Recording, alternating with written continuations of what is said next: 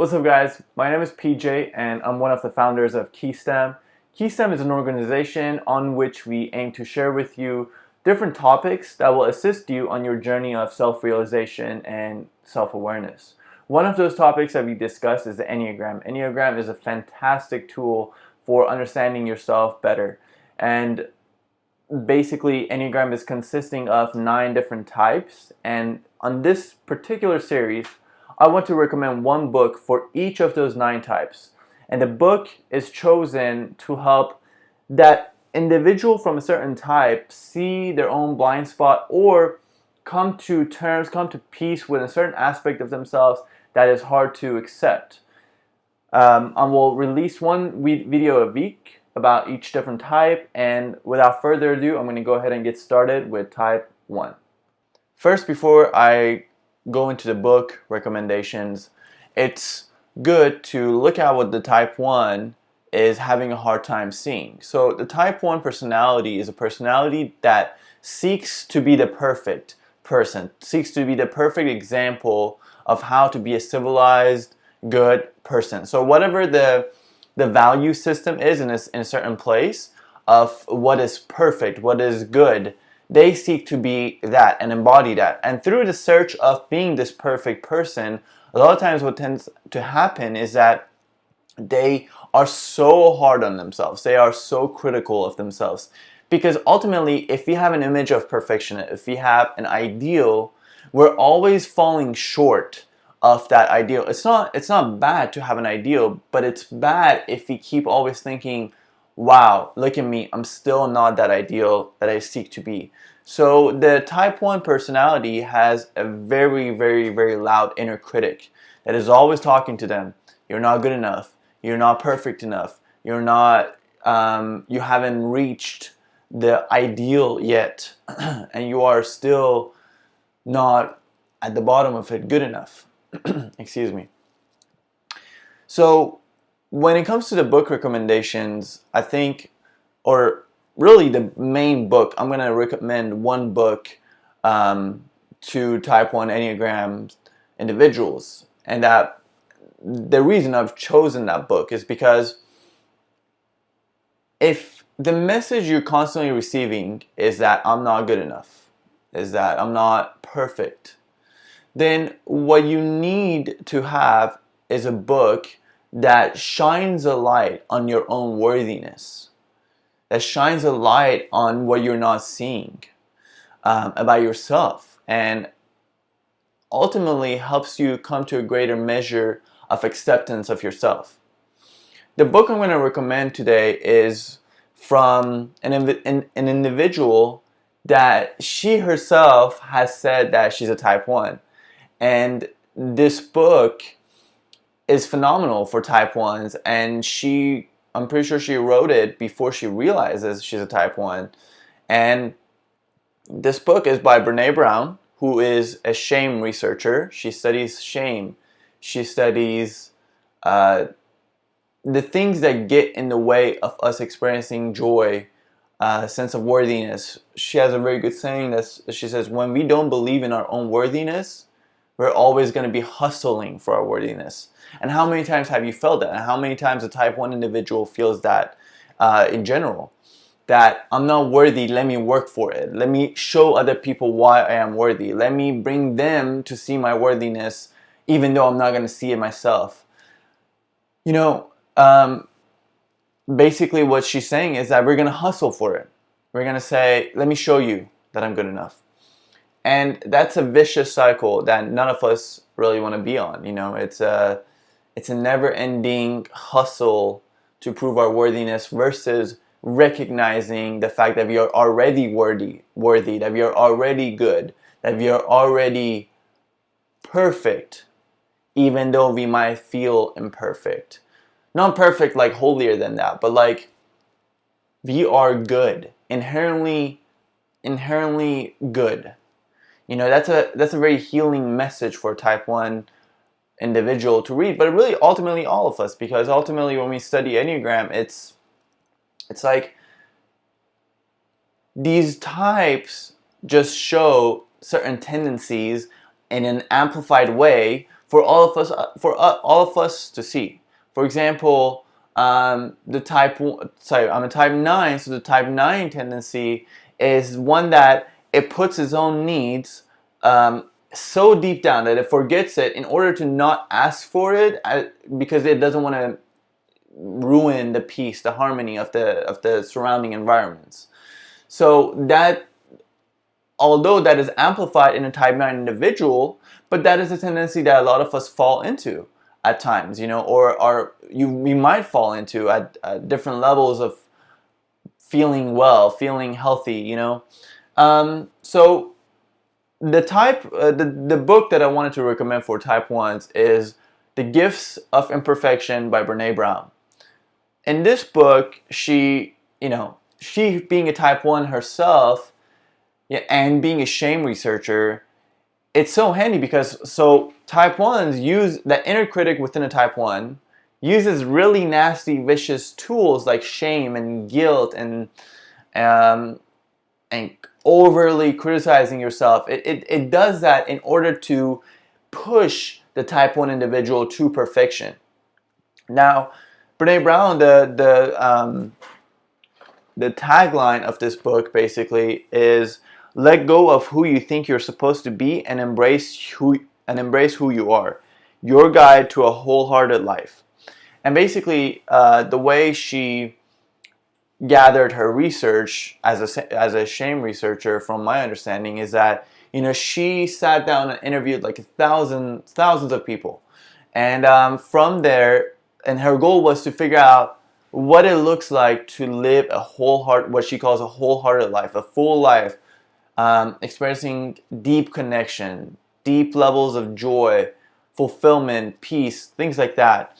And one thing that she realized after interviewing so many people is that she realized that the people who lived that way, who lived that wholehearted life, had certain characteristics, and the people who struggled to have that kind of a life, that wholehearted life as she calls it, had certain things that got in the way of them living that wholehearted life, that life that you wake up every morning and you're excited to be a participant in that life, to live that life.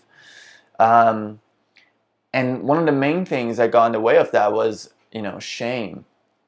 And shame is so prevalent in type 1 individuals. And, me being a 9 myself, and knowing that I have the two wings, if you were familiar with the Enneagram and you look at the Enneagram diagram, the 9 is at the top, so it's like at the 12 o'clock, let's say, and the 1 is at it's basically right side if you're looking at it. So you have the one wing, the two numbers on the side of your number or any type are the wings of that type, and one might be more dominant, but nonetheless you have aspects of both. So for me, I do have that one wing, and that A wing also, but like that one wing, the way it shows itself for me is this constant desire to improve myself, this desire for self-help and self-improvement, and it's a never-ending journey. But a lot of times I feel like I should have reached the destination by now because I've been on this journey for so long. And then what happens is that I feel guilt, I feel shame, I feel like, man, I should have been ahead. I should have been further along than I am now. So reading this book has been super helpful for me because it talks about how, when we are unaware of our own inherent worthiness, we hustle for it, like I said. And this book helps us, basically it highlights Brene Brown's journey herself to finding her wholehearted life. That's a difficult word to say sometimes, but that wholehearted life. And she says, this is not a direct quote, but it's a paraphrase of like, until we go through the mud, until we go through what she calls like the swamp of these things that we don't want to talk about, like shame. These things are going to get in the way of us living that true, authentic, wholehearted life that we want, that we all seek to live. And it's such an important message for type 1s to hear because, you know, as a type 1 individual, and this is actually something that I've came to realize too, like, if a type 1 individual can understand and can reach this level of seeing their own inherent worthiness, then we all can, because nobody is as hard on themselves as a type 1 individual. So if they can crack that code of worthiness, if they can discover that inherent worthiness, we all have hope.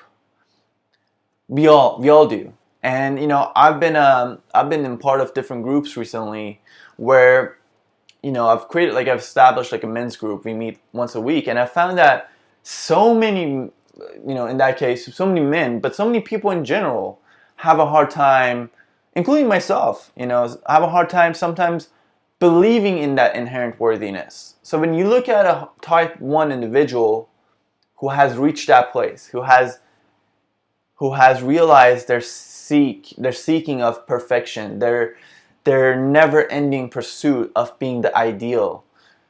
A person that has realized the inherent trap in that search, and has come to a place where it's like, where they're like, I'm good now.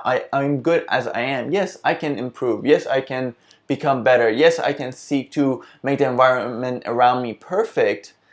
But it's not like, if it's not that yet, then I'm bogged down by so much shame, by so much guilt. No, like, you can look at it like a game. Like, yeah, I played a game of seeking to improve myself. I played a game of seeking to make the environment around me perfect, or be perfect at my craft, or whatever I do. But it's a game. I have fun with it while recognizing my inherent worthiness. And those are things that this book really will help individuals find. So for this first, I'm going to try to make a series of book recommendations for each type on the Enneagram. And this book, I'm pretty sure, is recommended to by so many people to type 1 individuals. And I was recently listening to a different Enneagram book, an audiobook called The Enneagram of Belonging. And Brene Brown had written the what do you call it, like the preface, or the I forgot what it's called, the exact wording, but she wrote the introduction to it, or so to speak. And she says that was when, kind of like, the author, I forgot his name right now, but the person who wrote the Enneagram of Belonging, his work helped Brene become more enthused by the Enneagram and more invested in it. So then she took a test and found that she's a type 1, and then she looked up like book recommendations for type 1s, and then boom, she came full circle to her book. And I thought that's like such a cool story because, ultimately, like, the Enneagram just helps us become aware of our own patterns quicker, right? And I think the goal of self-help should be, in a lot of cases, to help us shorten the time and reduce the amount of heartache and pain that we have to go through to find certain patterns, to become aware of certain patterns, certain destructive patterns that we keep playing out, certain cycles that we keep playing out. The goal of self-help should be to help us become aware, especially the goal of Enneagram in particular, should be to help us become aware of that quickly and save us some time. Doesn't mean we're not going to go through any pain now that we know Enneagram. The inherent, the journey of cutting away everything that is not our authentic best self, getting to our inherent worthiness, that journey requires us to change and let go of certain patterns that are not our authentic patterns, that the patterns of our personality and conditioning and programming. It requires us to let those go. But it's hard sometimes to let those go, because even though they might seem bad, like having a loud inner critic that always criticizes everything you do, yes, it sounds bad, and you would think like, oh, once I become aware of that, I would that go like that, but it doesn't work like that, because within that pain, sometimes we're addicted to it. Not addicted to pain, but we believe there's something still there for us, meaning that if I let this inner critic go, for example, for type 1, then what if I lose everything I've worked so hard to accomplish, because we think that inner critic was the thing that helped us get those results. But a lot of times you don't have to punish yourself to do amazing things. You can do this, two amazing things. You can do the same thing, let's say, from two different motivating factors. You can let's say you are a type 1 individual and you want to lose weight. Your inner critic might say in your ear, and I'm going to, say it kind of bluntly like that, but it might be like, oh, you're so fat, like you should go to the gym. And it's this like motivation through shame, right? And yes, that might work and might make you go to the gym, but even when you achieve the result of, let's say, your ideal weight, you know that you were motivated by fear and shame and these like dirty tactics to get you there.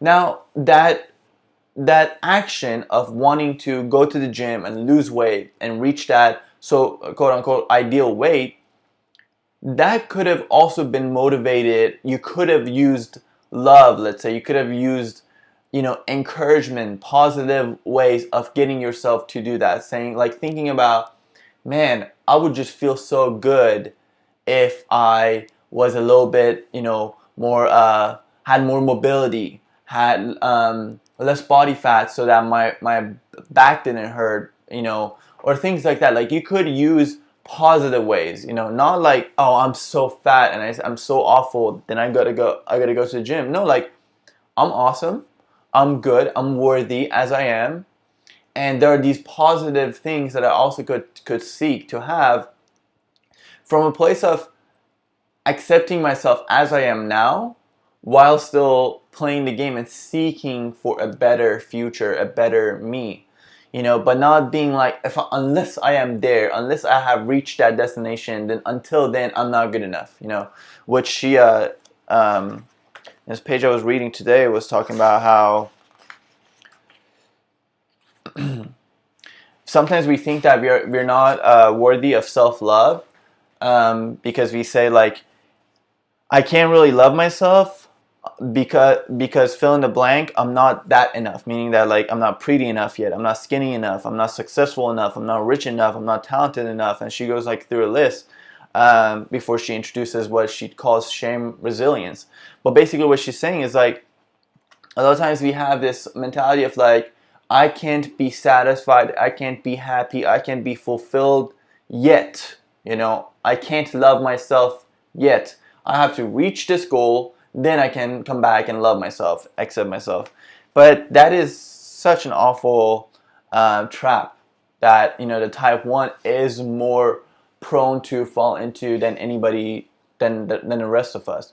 I would go ahead and say probably type 3 could also be like that, but I feel like type 1 is definitely the person that's most likely to fall into that trap. And so ultimately I wanted to make this video, recommend that book if you haven't checked it out yet, and to our type 1 listeners, because my goal with these videos is to help people live a better life, live a life that is, as Brene would call it, a wholehearted life, a life that is filled with more joy, a life that you would wake up in the morning and you won't want to go back to sleep because you're not dreading the life that you have to live. A life that you every day feel like you get to live it. I want to help you feel that every day. I want to help you feel that joy every day. So hopefully you check out that book. You can find a link to that book in the description as well. And hopefully you get a lot of value from it, and hopefully you can make your own journey to living a wholehearted life. Again, this was PJ. Hope you guys enjoyed this. Please check out our courses on Keystem in the links below in the description box. And I will talk to you in the next part of the book recommendations for each Enneagram type series. Thank you so much. Have a good day. Thank you guys so much for watching our KeyStem video. We truly appreciate it. And if you enjoyed the video, please like and subscribe to our channel. If you have any questions regarding anything we just discussed, or anything related to Enneagram or yoga or anything else that we discussed on KeyStem, please direct message us on Instagram @KeyStem and we'll answer your question there. To register for one of our upcoming free webinars, you can go to keystem.com. All the information is there and we would love to see you in one of those classes. Thank you so much and we'll talk to you soon.